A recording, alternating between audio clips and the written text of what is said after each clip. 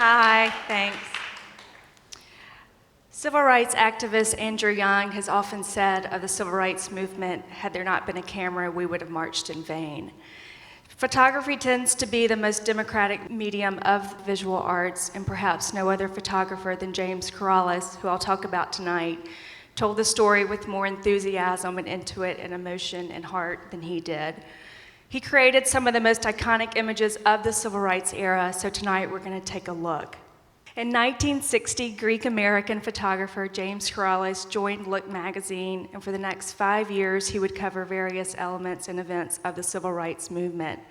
He had a dear friend named Bob Adelman, and a contemporary photographer, who said of James Corrales in the newsroom, he was intent and intense.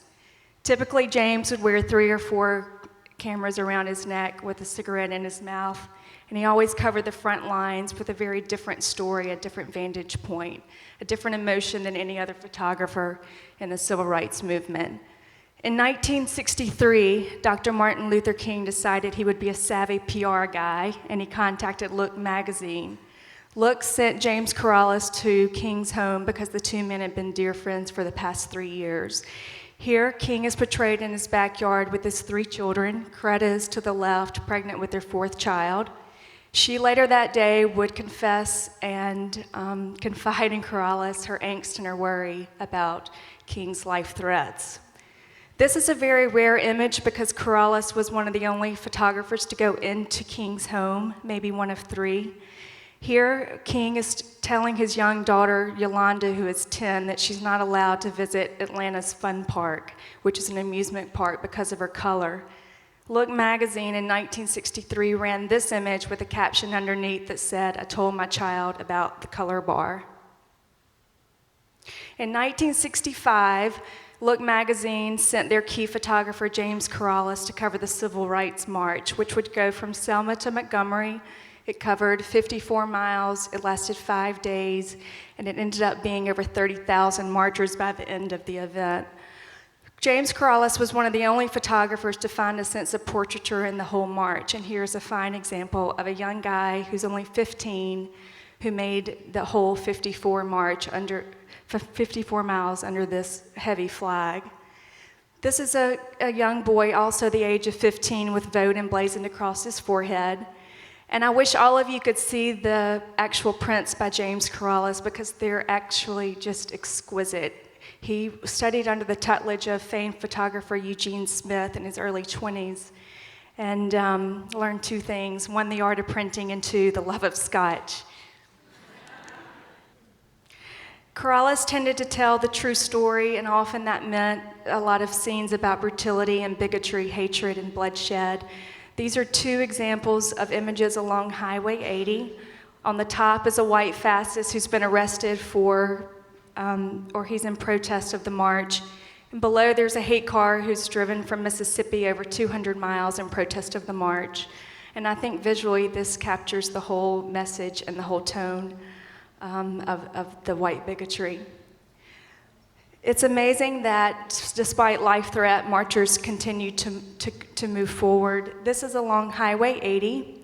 It's one of the most famous, if not the famous, images of the Civil Rights March. This was day 3 in Corrales. If you pull the contact sheets, you will see that he took over 12 images to get this one picture. The cloud was only there for 2 snaps, and then it dissipated, so it's a little bit of magic and maybe a little bit of irony that he got the image. Look magazine sent James Corrales to cover the clergy, so if you study his body of work, you'll see a lot of priests and nuns pop up. On the left, he is stopping with key clergy to talk about strategies along Highway 80, and on the right, he's holding hands with Sister Mary Leoline, who's from Michigan. She was the only nun to go the whole way in that dress. Most photographers, it was such a brutal run after much rain and a lot of sun, they would retreat to the comfort of hotel rooms, but Corrales was one of the only photographers who didn't. So the only night scenes that we get of the camps is by James Corrales, like you see here. He wanted to capture the euphoria and the excitement and the magic and get a real sense of purpose of why the people were there in the first place.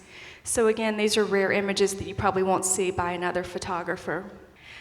James Corrales was always on the front lines, which I mentioned at the first of the lecture, and he always told the story from a different vantage point, which makes his work different than any other hundred of photographers out there covering the civil rights. Some of his best work captures this guy, and there are probably over 25 images that capture Jim Leather, a one-legged man who traveled over 54 miles on crutches. On the left he prayed, and on the right he marched. This is March 25th, 1965. This is the final day of the Civil Rights March. On this day, King gave his beautiful speech, and one of the most powerful messages was that segregation was on its deathbed, and Corrales was there to capture it. Corrales' material continues to unite us, it continues to divide us, it continues to challenge us, and think about the way that we want to move forward. In conjunction with the James Corrales Estate, Rebekah Jacob Gallery will produce a book, fall of 2012, and we've appropriately entitled it Controversy and Hope, the Civil Rights Photographs of James Corrales. Thank you.